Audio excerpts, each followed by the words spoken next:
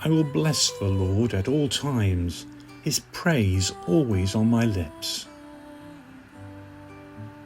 In the Lord my soul shall make its boast. The humble shall hear and be glad.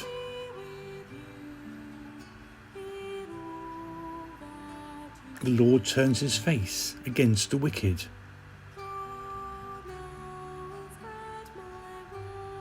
To destroy their remembrance from the earth.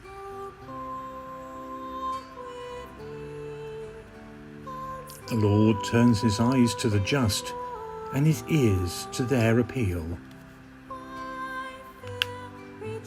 They call, and the Lord hears, and rescues them in all their distress.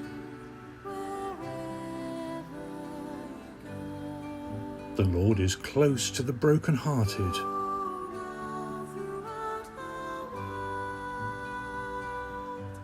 Those whose spirit is crushed, he will save. Many are the trials of the just man.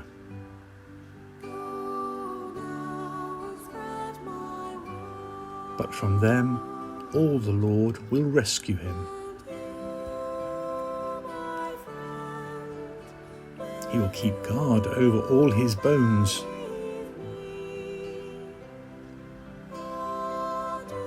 Not one of the bones will be broken.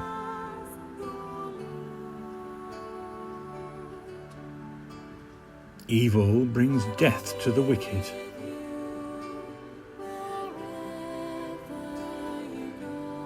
Those who hate the good are doomed.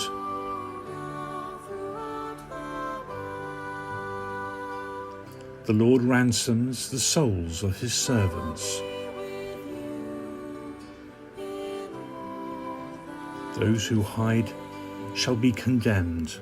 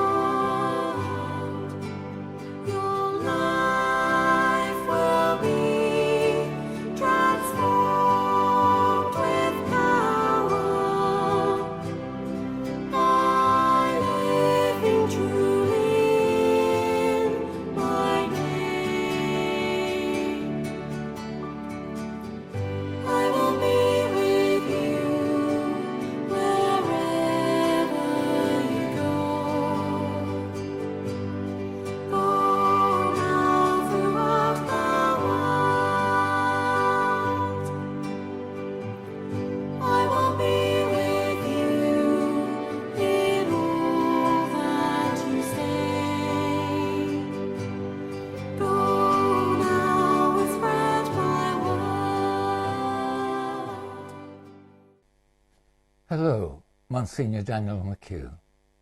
My reflection for the 21st week of the year. Who shall we go to? I was blessed to have the Church of Blessed Robert Griswold as part of the parish of St. George and St. Teresa, Dorridge, when I was appointed there in 2001.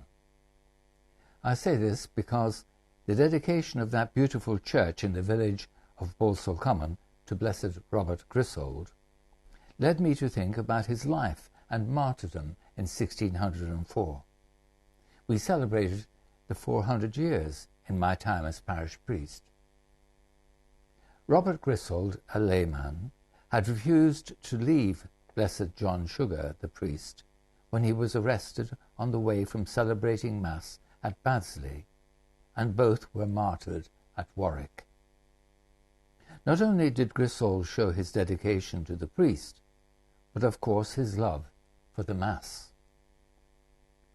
The Eucharist was, together with loyalty to the Pope, one of the central matters for those who refused to take the oath in King Henry's break from Rome. For them, the reality of Jesus being the bread of life, and his words from St. John chapter 6 in last week's Gospel, "The bread that I give is my flesh for the life of the world," were not in doubt.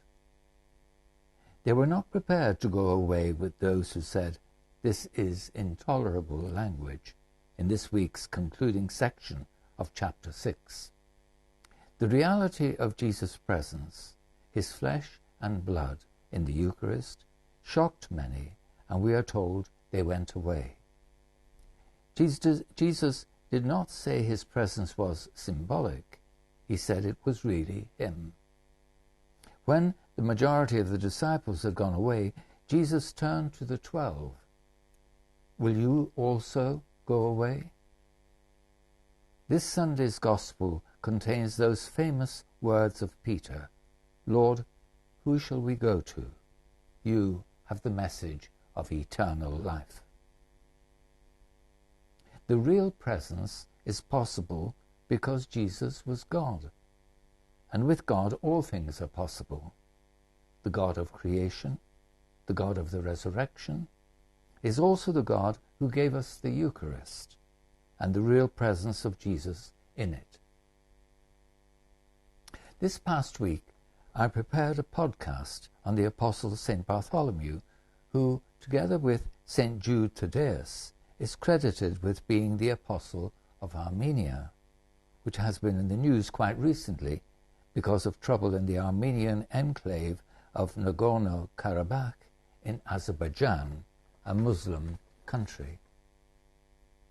It is quite a complex story, but sadly, Armenian 97% Christian is at the heart of the first genocide of the 20th century at the end of the Ottoman Empire. Christians then and now, especially in the Middle East, know what belief in Jesus as Son of God, and for Catholics the centrality of the Eucharist, can mean. We watch anxiously as the few Catholics we have left in Afghanistan are waiting to get out to safety. The challenge for us, the Church of today, is to pass on to our children, to our families, the full truth of the Gospel we have been reading this past several weeks. When I retired as parish priest and started my new role as co-ordinator of ethnic chaplaincies, I was asked what gift I would like from my parishioners. I asked for a small tabernacle I could have for reservation of the Blessed Sacrament in my home. So every morning and night I go before it to pray. I am very blessed as a priest to have this privilege. In my parish in Dorridge, I was able to create a small lobby where people could drop in to pray before the Blessed Sacrament at any time of the day, even when the body of the church was closed. Why? Because the real presence of Jesus in the Eucharist is central to the presence of Jesus with us to the end of time. Let us give thanks for the faith of Peter and the apostles, the faith that sustained so many even in the midst of so much suffering in our day. And let us ensure we treasure it and pass it on with all our might. Blessed Robert Griswold and all the martyrs for the Eucharist, pray for us.